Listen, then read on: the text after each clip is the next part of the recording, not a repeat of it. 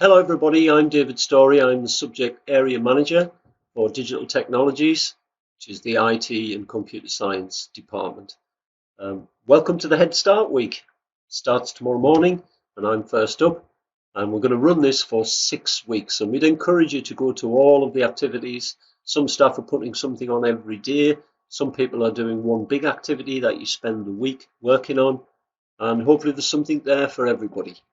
Week 2, we've got a very specific level 2 special on, but the rest of the time, anybody at any level can engage with it, really.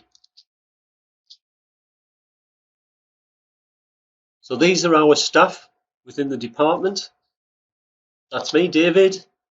Some fun facts there. I love the creative side of IT, a little bit addicted to 3D modeling, and I was in the army for 24 years. Don't hold that against me.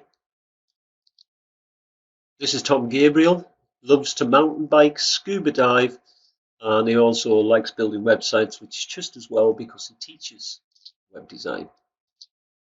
Andrew Kennedy lives in Leeds and supports Leeds United, enjoys programming and probably, like yourselves, likes to play video games, and he also likes to play sport. Another Andrew, Andy Brown, he's a programming lecturer. He also does databases and other subjects, loves computer science. He played American football for 10 years, and he likes to play on consoles, PCs, and the Switch.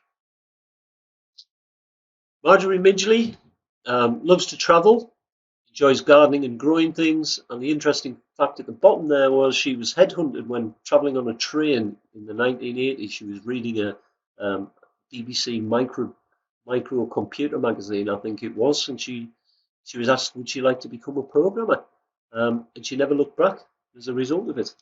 So she's eat, slept and breathed computer programming in a real job, not just teaching, and as a result she's had to sign the Official Secrets Act, just like I did. Raymond Allen used to work in the United States for the American government as a programmer and a developer. He likes programming, he loves it, and he uses it to solve problems. He also loves motorsport as well. Formula One, I know he's quite excited that is coming back. This is Tony Sables. He worked down the pit for many years as an electrician. He loves hobnob biscuits, and he's our most experienced tutor, having done it for over 20 years now. I'll just skip past Brian quite quickly because I couldn't get hold of him to populate this slide. Brian loves to teach databases. He's also a programmer as well, and he's currently the level 1 course leader. Oksana, or Oxy as we call her, loves to play tennis, and she plays the piano. She's quite gifted. She also has a twin sister, and she was originally born in Russia. She's been working at Selby College almost as long as Ray Allen, who's our longest serving member of staff.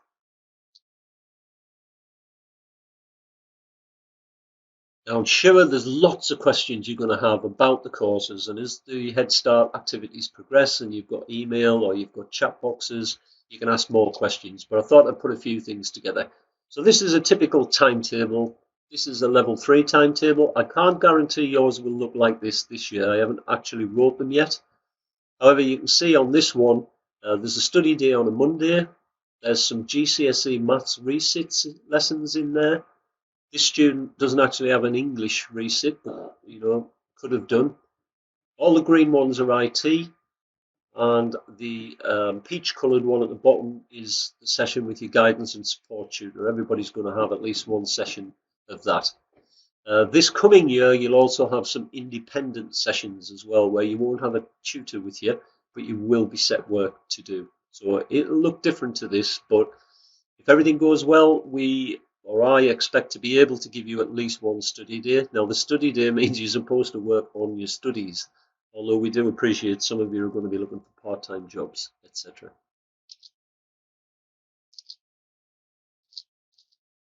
In terms of attendance at the college, now it is compulsory attendance, just like school. So we do expect 92% or better attendance, and we're obligated to ring home if you're not in for whatever reason. So do please keep us informed. So the type of things you may miss college for, just like school, hospital appointments, dental, and some other authorised absences, preferably in advance of the absence. These are all the courses that we teach. There is one missing off there, though I hadn't realised till I'm reading it off the slide. So we do level 1 right through to level 6. The first 3 are all vocational courses, so they're mainly coursework. Level 1 is all coursework, so written assignments. Level 2 has a mixture of coursework and 2 exams. And level 3, it's a new specification this year, and it has a number of exams in it and some externally assessed work, which is what makes it so valuable to employers. Then we've got our A-level program. We obviously do year 1 and year 2. We use AQA.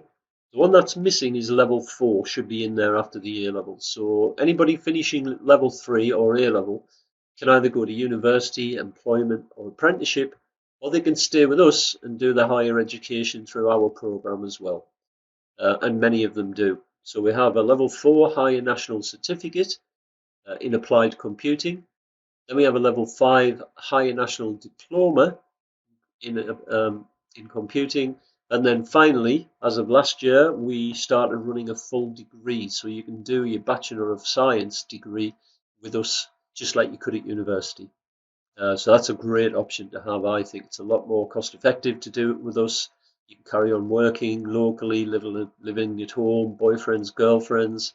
So there's a lot of advantages to it. So particularly you level 3 students and A levels, it's something to keep an eye on when you're planning your future, whether you want to do it with us or whether you want to go off to university. We are a grade 1 subject area, 4th year running, and we're very proud to say that all our courses are above the national averages. And we have a pass rate of 96.8%. So your learning is safe in our hands. This is the bit you probably don't want to hear. We'd rather do it face to face, but just to give you a little bit of a heads up about what we expect when you're in college. It is different from school. We're all on first name terms. Things are a bit more relaxed. We talk to you like adults, but in return, we do need you to behave like adults. So we expect a bit of maturity. So these are some do's and don'ts that we have in the college. We use blended learning, where you maybe have to watch a video or read something the night before so that you're better prepared when we go into the lesson. Vocational courses don't have homework is a myth. You absolutely will, so you should plan for that and expect 2 or 3 hours a week of homework. We do expect you to treat staff and each other with respect. No eating and drinking in the academy building. If you're doing virtual learning like we are in Head Start, eat and drink whatever you like. I don't mind. Mum might, but I don't. You don't have to call the staff sir and miss like you did at school. Like I say, it's all first name terms. We have an online virtual learning environment called Moodle, which means you can access all the resources that the tutors provide for you on that platform. So it's just a web page, moodle2.selby.ac.uk. You're not mobile phones are a big distraction. I get that. They're super powerful. It's very tempting to look at them. However, they are too distracting. So not allowed to access them when you're in the class. We prefer you turn them off, to be honest. You will have some firm deadlines. You guys doing well, every course actually, including A levels, because there's a project in the A levels with deadlines as well. They are rigid. We have no choice. So think of your deadlines for your actual assignments as being like an exam. You have to be there and hand it in at the right time. We don't allow browsing the internet in class. Another thing that can be really distracting, especially with a super fast connection like we have. We will challenge poor attendance, including ringing parents or guardians. And another common myth is that when you're outside of college and you're using Instagram or Twitter or Facebook or whatever your chosen social media is, that you can say negative things or take the mickey out of somebody, and that's fine because you're not in college. Not true. Okay, it will come back and get you into bother. So please, use that maturity I've spoken about, even when you're on social media. It's not nice to say negative things anyway, but I point it out because it's happened on a regular basis. The last point, really good news for you as well, guys. we use a remote desktop system through Microsoft that allows us to connect you to our actual hardware in the college. Now we have a server for most people who just want to go on and access their files and some of the software, but in IT we can take it a step further and we can actually hook you up with one of the super powerful computers we have in a particular classroom. So if you're doing my unit, for instance, with Blender, we can get you on a machine that's got a Ryzen 3700X. We can hook you up to an RTX 2070 Super graphics card as well. All you need is a computer good enough to connect to the internet with a screen on it, and then the remote desktop allows the computer you're connected to do all the hard work, which is great news if your computer is really starting to creak a little bit.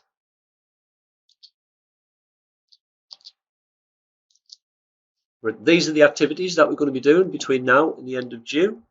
So tomorrow, the 18th, I'm first up, and I'm going to be doing Zoom Live at 1:30. Zoom is video conferencing. So if you've got a webcam, you can connect, brilliant.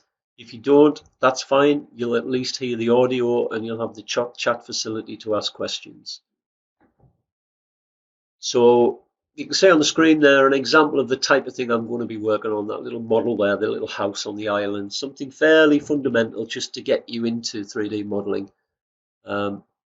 You will receive details in an email before the day, and you'll also get an email on Monday morning from the college with my email address on it. So come along. I'm going to do 3 sessions during the week, Monday, Wednesday and Friday, always at 1:30. We'll see how long I stay on. Depends how it goes, how much you're enjoying it and engaging with it. But at least an hour, I would have thought, for each session.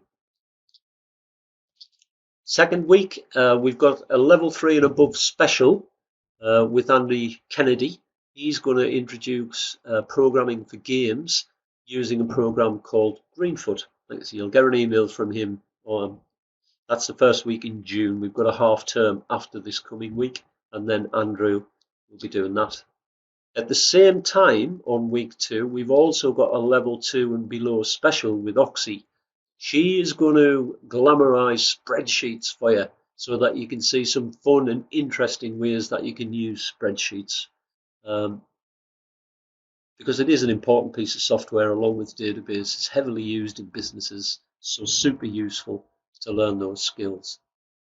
Week 3 is programming with Marjorie Midgley, and she's going to cover algorithms. She's going to record a video for you. You can see the link to it at the bottom, so you know exactly what's going to be going on that week. Everybody's entitled to attend that session, whether you're doing A-levels or not.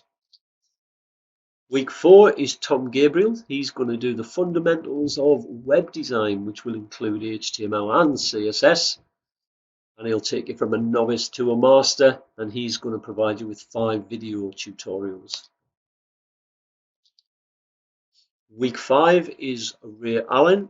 He's going to primarily focus on JavaScript, so there'll be HTML and CSS in there, but he's going to make JavaScript the key part to this. So JavaScript's a programming language. It's not just a static language like HTML and CSS. This one allows you to manipulate what you see on the screen depending on what the user clicks on or hovers over. So it's the dynamic back end of web design, if you like, very interactive. Week 6, Andy Brown's turn. He's going to use a program called Takinta, which is free, to teach everybody at every level how to program in Python. Python is a programming language. So those are the 6 sessions plus a 7th one for the level 2 special on week 2. Something there for everybody at every level and whatever interest you are. I just wanted to put this final slide on here just to explain to you that I think our biggest challenge as teachers in the next 6 weeks is going to be making sure that you can ask us questions. Real time is going to be difficult. If you're in a Zoom room with me, then you can ask them. You can actually use your voice on audio to ask me or video. But for most of the other stuff, it's going to be down to email. So please don't hesitate if you want to ask a question about something. Doesn't matter when it is, just send the email and the tutor will get back to you as quickly as they possibly can. If you don't have that member of staff's email, or it's before he or she even starts to teach and you haven't received the email with his email address in, you can email me. My email address is on the screen, storyd@selby.ac.uk. Please, everybody, enjoy what you're doing this week. Ask questions, but above all else, have fun. I'll see you tomorrow at 1:30.